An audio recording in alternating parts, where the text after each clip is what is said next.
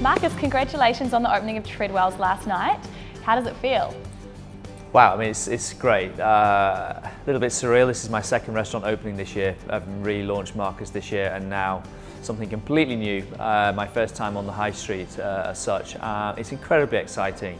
I love the concept. I love this part of London. It's such a vibrant place. It's so exciting. It's great. It just feels just a little bit surreal right now. Oh, that's great. And obviously this kind of vibe here is quite different to Marcus Restaurant. Can you tell me what the concept was behind Treadwell's? The concept behind Treadwell's being completely different. I'm always very open with what I'm doing in my career, in my restaurants. Marcus at the Berkeley is all about my life's work.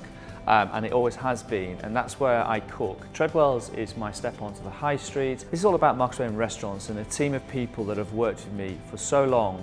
This is their ambition with my ambition and our dreams together. It's got vibe, it's got music, we're set on 3 floors, there's 50 dishes on the menu.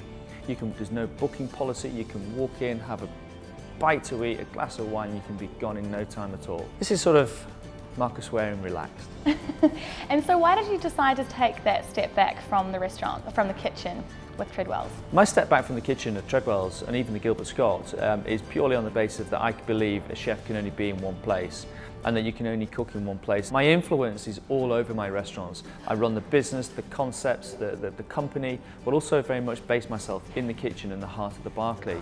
I have to allow my key members of my management, my chefs and my team to grow and develop. And for me, it's about a whole new generation of people that are a lot younger than me, who are very ambitious, that want to push themselves to the forefront of the industry. And I'm just a mechanism that supports them and backs them. And tell me about the menu here. What can we expect from that?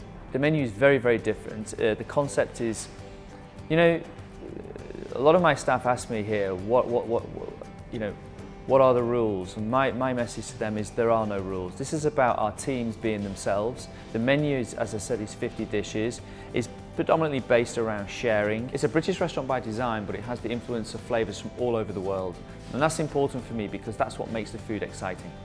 And speaking of your staff, we actually noted on your website that you took a different approach to recruitment.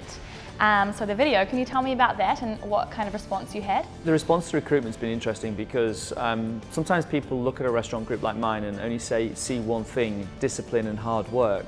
And that is true, but there's another side to it. It's fun, there are different types of jobs, there are part-time jobs, and we're looking at everybody from a cleaner all the way up to the chef de cuisine themselves.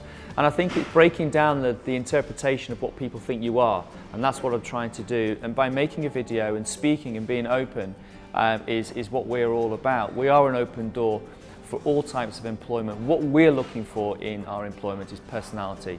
Personality is everything. We can train them to be a good cook, a good waiter, a cleaner, a receptionist, whatever. We can do that.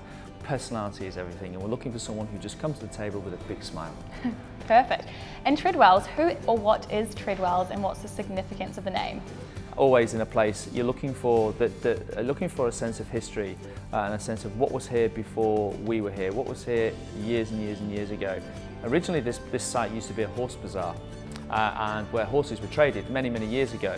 And so we were going to theme the restaurant around a horse theme because of what used to be here. But the time that we were thinking about it was when there was the crisis of the horse meat scandal. So we sort of think that's a little bit of an omen. We won't go down that road. Chantal, my partner, my business partner and general manager, very much looked into the history even further, and we realised that there was an Agatha Christie novel called The Mystery of the Seven Dials that was written in 7 dials. And there's a character in there called Treadwell, who was a back-of-house manager of the story. And the restaurant was British by design, but the idea of sharing plates is something that they used to do in the old houses of England when the servants used to sit in the basement and eat their dinner. So it's a character, it's a person, it's part of a play. Agatha Christie wrote her novels in this area. The Mousetrap, which has been going for 62 years, is literally just around the corner.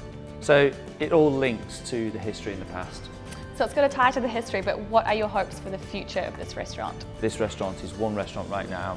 Until I see the bums on seats and the place being buzzy and vibrant, I want people to talk about it. I want people to feel that this is a really cool, vibrant place to be. I want people just to come and have fun, but I want them all to also to eat great food. A restaurant is your life's work. This is not something that I want to do for the next 1 or 2 years. Treadwells is going to be here for 15, 20 plus years. This is about a legacy of something that we as a company are building, and that's very important for me.